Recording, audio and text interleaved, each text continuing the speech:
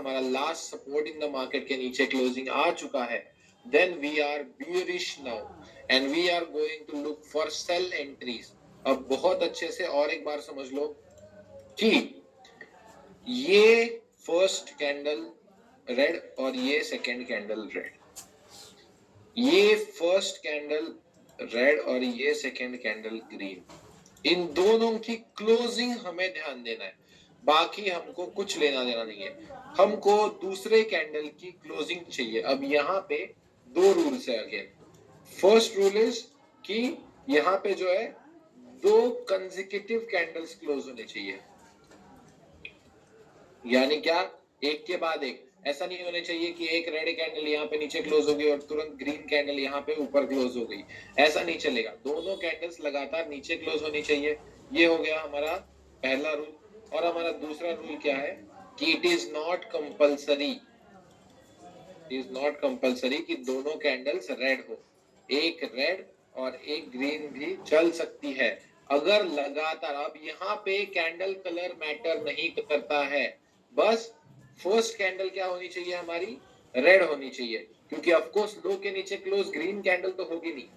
अगर किसी को लगता है कि किसी एक पर्टिकुलर पॉइंट के नीचे ग्रीन कैंडल क्लोज हो सकती है तो उसका दिमाग खराब है, ठीक है।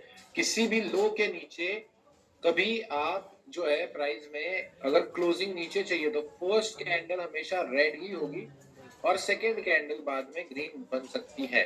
अब मोस्टली यही सिनेरियो फॉलो होता है, लेकिन कभी कभी ये सिनेरियो भी फॉलो हो जाता है। हमको क्या चाहिए कि कंफर्म लो के नीचे लगातार दो कैंडल जो है क्लोज होनी चाहिए। इतना क्लियर है? तो हम उसको क्या कहेंगे, वैलिड चेंज ऑफ कैरेक्टर कहेंगे, या आप कह सकते हो बेयरिश ऑफ कैरेक्टर। सिंपल है। Last support in the market हमने कल समझ लिया, ठीक है। इसीलिए मैं इस क्लास को हमेशा बोलूंगा कि मैंने इसको बहुत वेल डिजाइंड वे में क्या किया हुआ है, जो है कौन से क्लास में क्या सिखाना है ये बताया हुआ है मैंने, ठीक है। तो अब आपको पता चल गया है कि कितने कैंडल्स जब last support in the market के नीचे क्लोज होंगे तब हमारा जो है चेंज ऑफ कैरेक्टर हो जाएगा। सबको क्लियर है? इसमें किसी को कंफ्यूजन नहीं है? ठीक है, ठीक है। अब हाँ, विक मार के भी नहीं, बॉडी क्लोजिंग चाहिए, ठीक है। विक मार के भी नहीं चाहिए, बॉडी क्लोजिंग चाहिए, ठीक है। बॉडी क्लोज होने चाहिए, क्लोजिंग क्लोजिंग। इसीलिए सेकेंड क्लास फर्स्ट क्लास ध्यान देके देखना होता है, बॉडी क्लोजिंग चाहिए।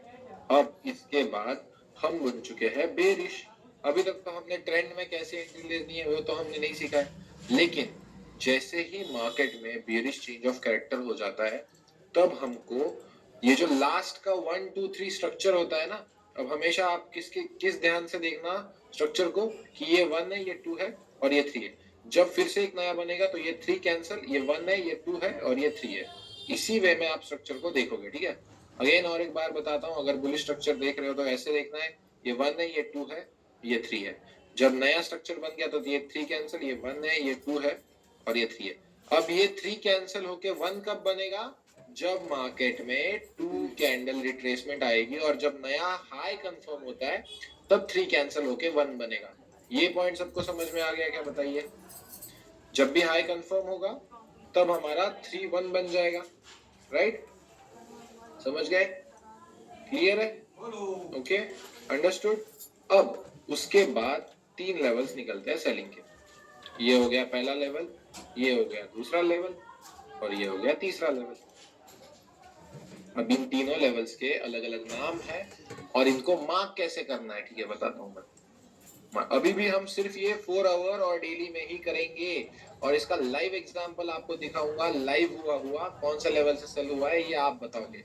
अभी भी आप 4 आवर और डेली में ही करोगे ये मार्क।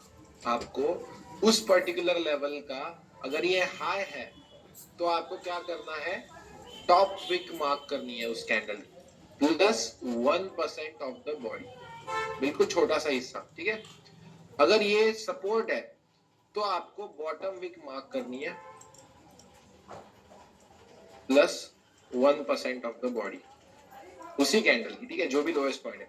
अगर ये हाई है तो इसको क्या है, फिर से टॉप विक प्लस 1% ऑफ द बॉडी। आप क्या करते हैं, कुछ लोग मुझे पूछते हैं कि सर इस कैंडल का टॉप विक मार्क करना है या लो विक मार्क करना है, इसीलिए मुझे ये एक्स्ट्रा ऐड करना पड़ रहा है आजकल क्लास में।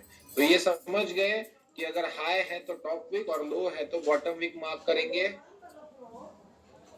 हाई है तो टॉप विक मार्क करेंगे और लो है तो बॉटम विक मार्क करेंगे।